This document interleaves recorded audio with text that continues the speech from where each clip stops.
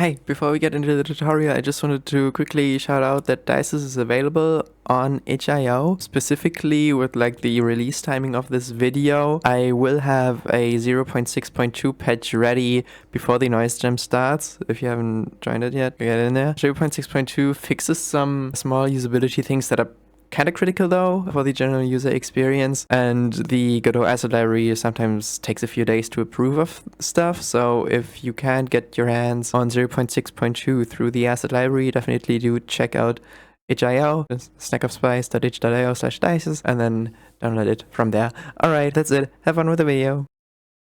Hi, today we're gonna tackle DIISIS as a standalone thing. In my previous videos, we talked about the visual novel template that I usually just use for my projects. Let's say you just want to make a real quick project where you just like display some text or like a small game jam entry or something like that. Then you don't really need the entirety of the template.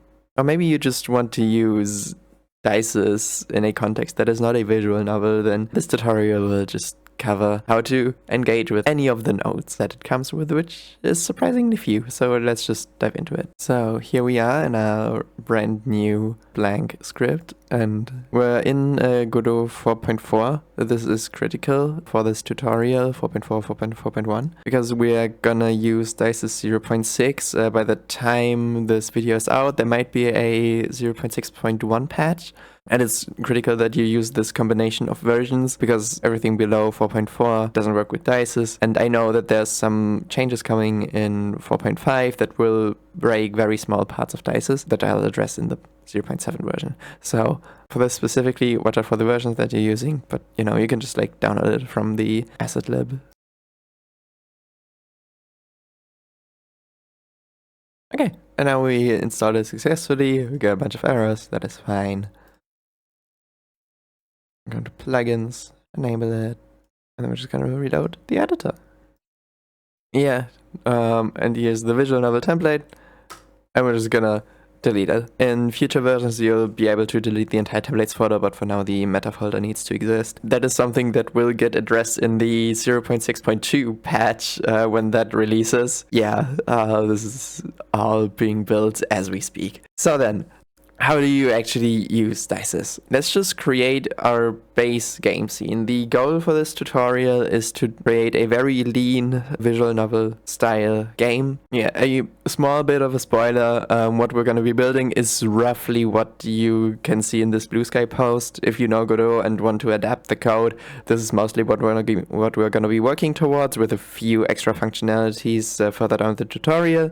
But you know, if you know the very basics of GDScript, you can just like take this code and rewrite it if you want. Back in our project, we're gonna start with a user interface now, because I found that those are like most useful to use for roots when we talk about like visual novel style games. And we're just gonna rename it into something like game stage, because I mean the name is self-explanatory.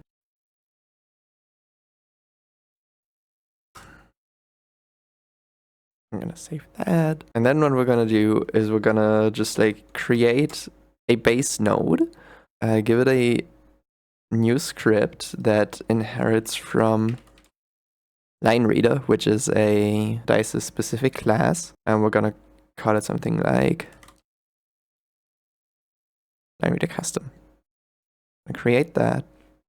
As you can see, its icon changed to reflect that it inherits from LineReader, and because it inherits from LineReader, it has a bunch of properties listed in the properties panel. And we're gonna tackle that now, because we need to set up the UI, which just goes into Godot's control node system directly.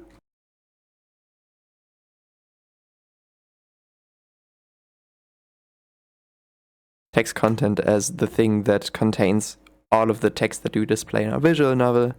This panel container will be the name container, because it contains the name label. This panel container is just for visual effect, and then this will be the body label. For all of these, just for simplicity, we're gonna set their mouse filter to ignore, so that any mouse events go through to the root of the game stage, which we're gonna attach a script to in a bit. We give this some minimum size for like visual balance. When we create the script, this isn't mandatory, but it is kind of nice sometimes. You see we already get like a warning for a missing tool, and that is because line reader itself is a tool script because it runs in the editor. Basically, these 4 text nodes, they need to be set. That is why we assigned those names, because it just makes selecting this a bit easier and more intuitive. There we go. Now, if we were to start this, nothing's gonna happen, obviously. We also get an error that parser, which is a DIISIS-specific autoload, could not find the project source file. That is because there is no dialog file that exists yet. And we're gonna get to that now. If you go up to the button up here, you can open DIISIS. And here it is. It's also already prompting us to like update to 0.6.1 because it's up on GitHub already, but we're gonna ignore that for now. Wait, you can't see that because of my persona down there. Okay, hi, I'm back. This is the blank DIISIS interface. We're gonna start with some setup that you may be familiar with if you've seen some of the other DIISIS tutorials. We're gonna go into setup and dropdowns, and we're gonna add a new dropdown. This one we're just gonna name something like character. And here we're gonna reuse the lovely character setup from the other videos, 2 robot girls and a narrator.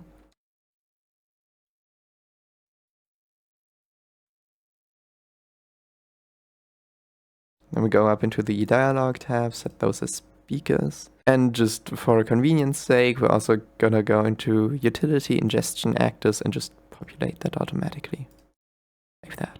Hey, this is post-production snack. I didn't show it in the video because we didn't really need it, but the reason why we set up the ingestion actors was because it allows you to do stuff like this. You can just have raw text and just put it into DIISIS without having to worry about syntax. Like you can just like write some text, and then Eterna is like keyed with E, and if you copy that, you can add a new line, go text actions, ingest line from clipboard, and then it'll populate the label in accordance with the setup that you defined here. Also, in general, I would just urge you to like explore the UI on your own. Just like click yourself through the menus, see what they do. If you want, you can like set the font size up here. You know, stuff like that. Just click on stuff, use version controls so that you don't actually break something. Now get more of an education. Ooh. And now we are gonna go up here, add a new line. And now we have the actor completion, right? DIISIS will prompt us to enter the names of the characters that we set. We will also add a new page, right? This is the second page. This is the 0 index. So you know this is page 1. We're gonna set it to terminate so that the visual novel ends when we get to the end of this page. And then we save it. Let's go into game. And something like script. And now that we've successfully created this file, we can start the project. And it still won't do anything, but at least we don't get an error anymore. Why doesn't this do anything? That is because we need to actually start the reading of the file. Yeah, we're just gonna create a new script for the game stage here. And in our ready function, we're gonna call this function. Parser.reset and start. Yeah, this will automatically, when game stage enters the tree, it will start the reading of the file. Yeah, but as a visual novel, we still obviously need to give the players the tools to actually advance the text. So for that, we're just gonna go to project settings in our input map. We're just gonna call it advance. Add space. Add our left mouse button. And then in our game stage, in our unhandled input function, if we get the advance event, we're gonna request advance on our line reader. And if we start a game now, you know, we start the dialogue, Yeah, and when we press space, we advance. If we click, nothing happens. Why? Well, if you look into the debugger, you can see that under miscellaneous, game stage is the click control, and we're using unhandled input to check for the input. So what we need to do is we select game stage, and under mouse filter, we need to also set it to ignore. And now we can also click to advance. Now, there's a few things that are still happening. And the first thing is the narrator is also written to the name label, which is something that we don't want. Then also the names are just lowercase and without styling. They also are just identical to what we set in the script. Right? Like in here, this is just what's getting written to the labels. And also, nothing is happening when we get to the end of the file. If we try to advance some more, we see we get some input in the debugger, and that is because we cannot advance because terminated is true. Because here on page 1, this terminates, this is the end of the file. So let's address all of those issues. First of all, to make narrator an invisible name, so to say, you go into a line reader, and there is an array called blank names, where you just add an element. I can say narrator. Under actor config, we can set all of the names and give them colors.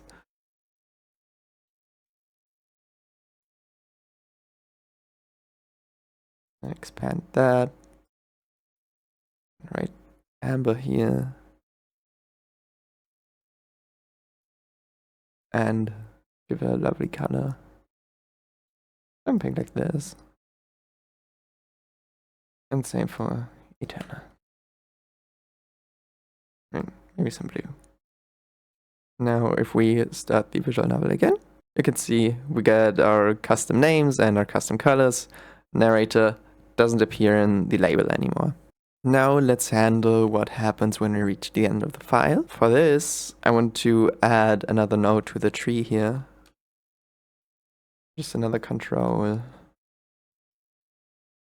The mouse input to ignore. And we're gonna call this VNUI. It's the visual novel user interface. Set it to fit the entire screen, and we're gonna move our entire thing down as its child. And what we can do now is back in our game stage, we're gonna connect an event from ParserEvents called page terminated. I'm gonna connect that to a function that we just write. Page terminated as a signal, it emits also the page on which it terminated on, but we don't need that, so we just prefix it with an underscore. And then we just say dot hide. By the way, hide is just shorthand for writing visible equals false. These are same, these are equivalent, it's just one shorter.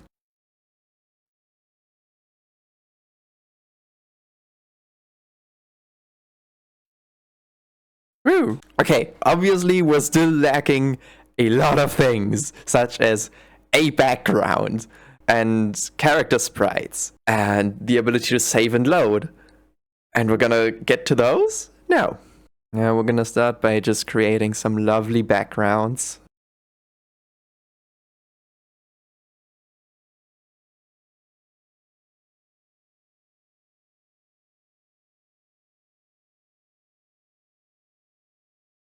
And now back in our visual novel, we're gonna add a sprite2d,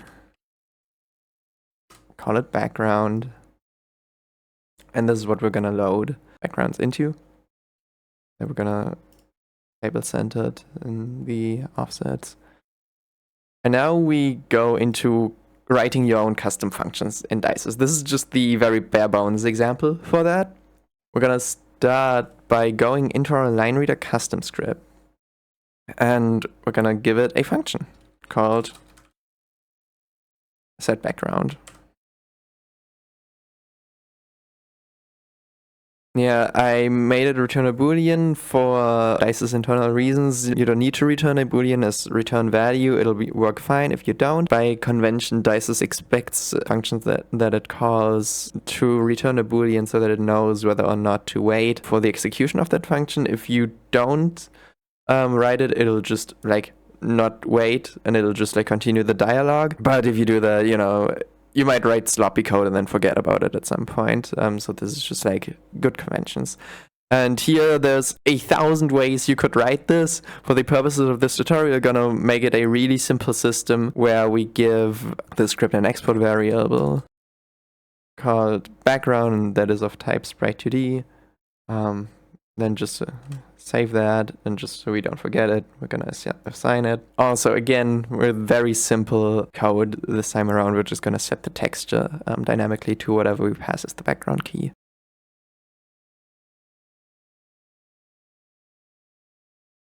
And now we still need to call this function within DIISIS somewhere. For this, we go up to setup functions and variables, and go to paths.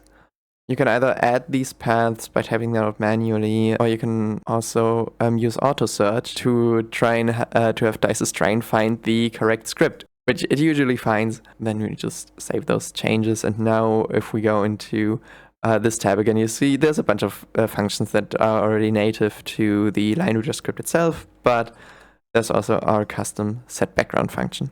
And now, if we select the instruction type, let's add the instruction line and just call our custom function set background. Let's set out in the mountains. And if we now press F5, we set out in the mountains. This is how you add your own custom functions to DIISIS. You just create them in some line reader script, then you reference that script in the setup window, and then DIISIS knows where to call those functions. They have to be of type line reader though, either that or an autoload. And if you want to reference an autoload, you can also just like go into this again, and then here you can check like some autoloads that you want to reference. In this case, there's the few that come default with DIISIS, but any autoloads that you also declare custom also work in this. And then once we go into the other page, let's just go to the beach. Lovely.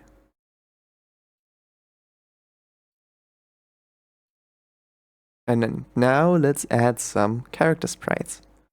Yeah, for our purposes, I just added some of the sprites, again, illustrated by Tanky on Twitter and Blue Sky.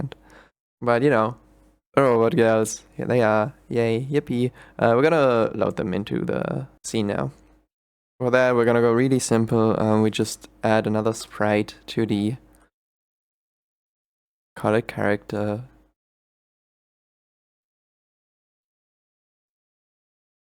It has its own scene. We give it a script, and I'm just gonna write some code, and then I'm gonna explain what it does. So everything that this script does is we give it a character name that we export in the editor. When we first load the sprite into the scene, we hide it, but we load the texture so that the character does look the way they're supposed to, and we connect to ParserEvents actor name changed. Actor name changed gets emitted whenever the name label gets a new name written into it. Or like whenever it changes, because what this signal emits is both the actor name that has changed and also if that name is visible, i.e. narrator would pass this as false. We don't need this in this case, but And then if the actor name is not equal to the character name, we just don't do anything, we just return. But if those are equal, meaning we don't return here, then we go into the rest of this function, and that just means we show it because now the character is speaking. I guess a quick note on the syntax of this. This is just a bit of more defensive coding, and also it means that you have one less level of indentation, and if you get into bigger projects, that can be quite useful over larger functions. And now we have two of these character nodes. Let's just move them somewhere. Let's rename them for clarity.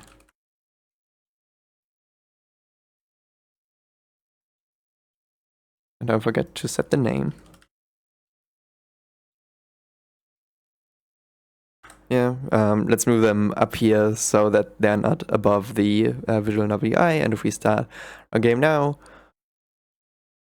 we can see we have Amber, she's saying something. Then we get to the narrator, nothing happens, and Eterna also appears because she's now saying something. Now I want to show you how I went about implementing the different emotions for the characters, because that goes into dialog arguments, basically. But we go into dropdowns again.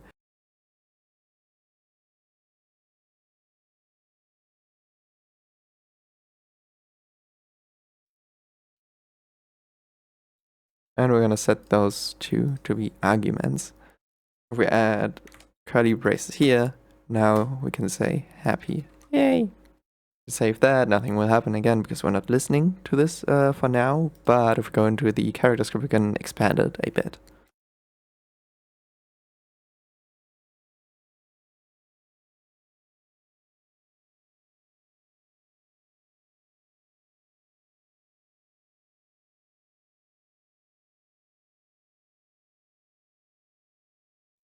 And everything that's in this dialog line args dictionary is just this series of keys.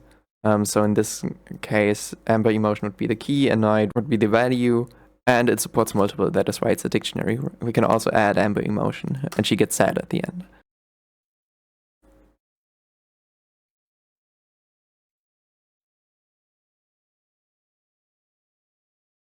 Yeah, here it's important that you don't add spaces. That is something that I can still fix in the future, I guess.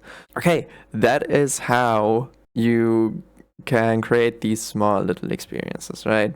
One last thing that I want to cover is saving and loading the game. To add the capacity to save and load the game, we're gonna create a very simple main menu.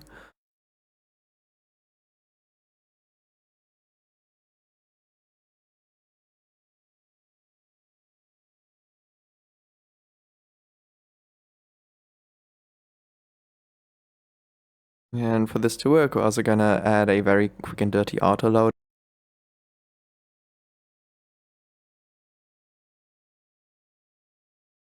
And then we add it to our globals.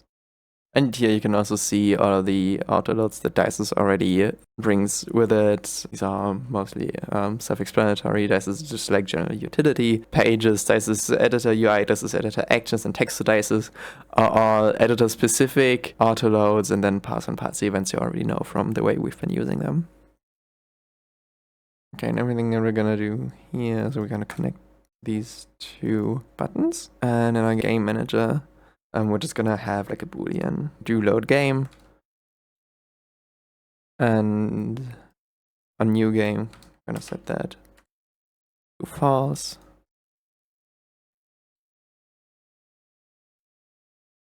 Load game button, I set that to true. And all that we'll do is we're gonna set this boolean, then we're gonna load the game stage, and game stage itself will decide if it needs to load the parser state or create a new one.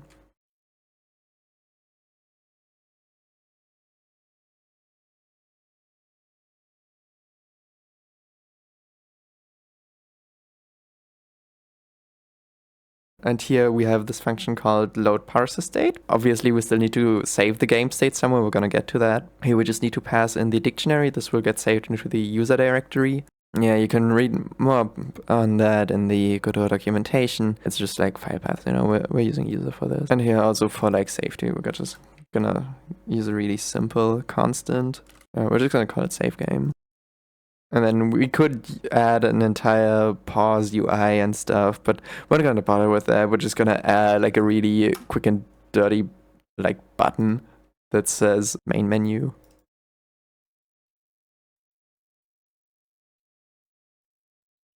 When we press that, we're gonna save our parser state to our saved here, and gonna change back to the main menu. In our project settings, set our main scene be the main menu. When we now start the game, we press new game, then we're where we expect it to be.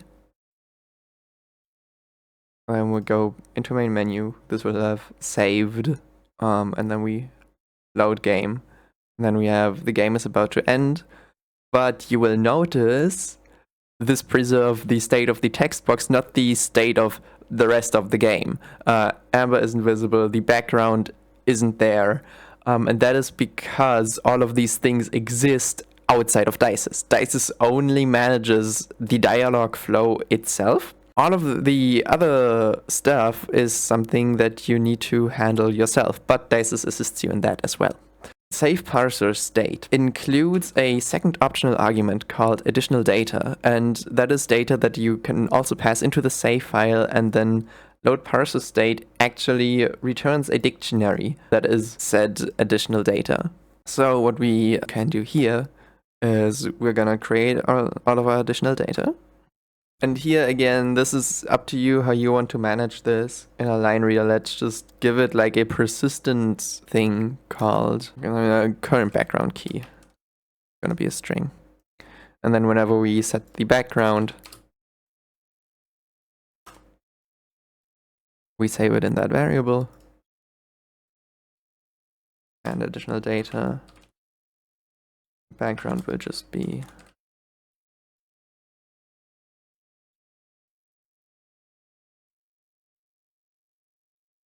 background key, and then we also save it for the characters as well. And we also need to expand our character script to also support saving and loading. I'm just going to refactor this a bit, and then we go over it too. Yeah, this will be our new character script. As you can see, I replaced the code in the ready function with this set emotion call, where we call set emotion. This is a new function that just saves the new emotion key into a variable that is stored inside the script, and the texture is then loaded dynamically in the way that we already coded down here in the dialog line args passed function. And then I also added two new functions called serialize and deserialize. If you're not familiar, these like serialize and deserialize are just like fancy programmer words. So basically get all of the state and then like apply the state, kind of. Here, it's also fairly simple code. We just save the emotion in some dictionary and return it, and in deserialize we get a dictionary of data, and we're expecting that this looks like this, and then we set the emotion to whatever in there. With neutral as default fallback in case we get some data that doesn't have anything. And then back in our game stage, we're also gonna save that.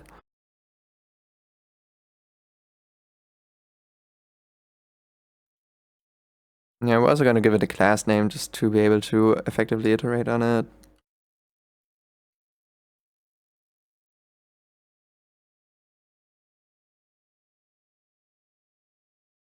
Yeah, and that way we save all of the data correctly. And then of course we also need to apply this data back when we load the game state. Yeah, and additional data is just something that we get when we load the parser state again. This is like the return value of this function.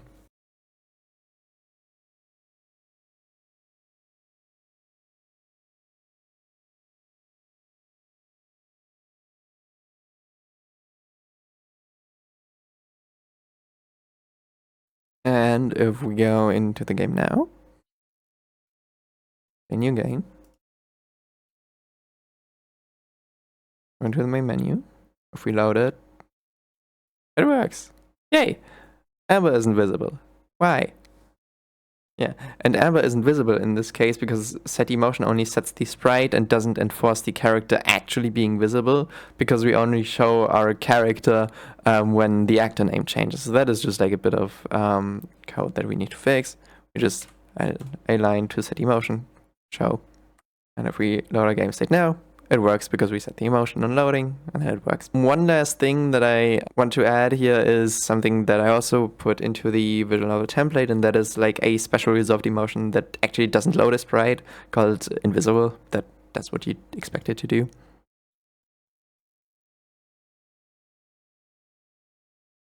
Yeah, we just add those, and here we check if our new emotion is invisible. We hide, and if not, then we just show. And now if we were to set this,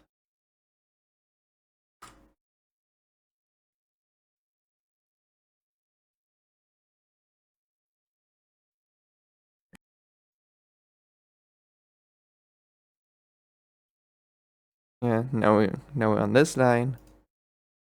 Yeah, and here again we run into some small bugs where this old implementation for an actor name change actually doesn't really do anything at all anymore, which is why you can just like cut it. Now we just add this as a small setup step, reverse this so that we hide after we set the emotion, just on startup.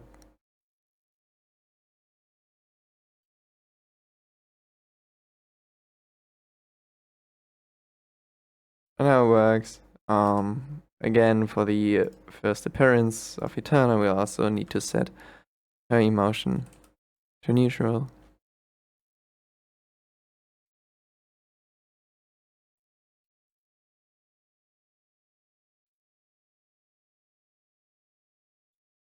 Now we can go to the main menu, we can load the game, it all works. Awesome. And we can even say that when we reach the end of the small demo, instead of hiding the UI, we just go back to the main menu again.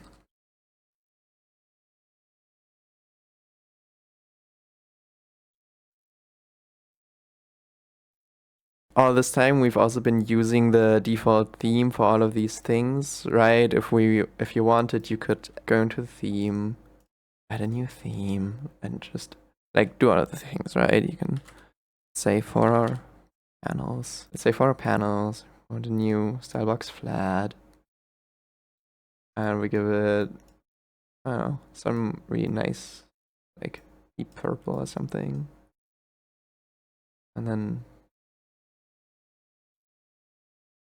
larger content margins. I don't know what I'm doing. This is ugly as fuck.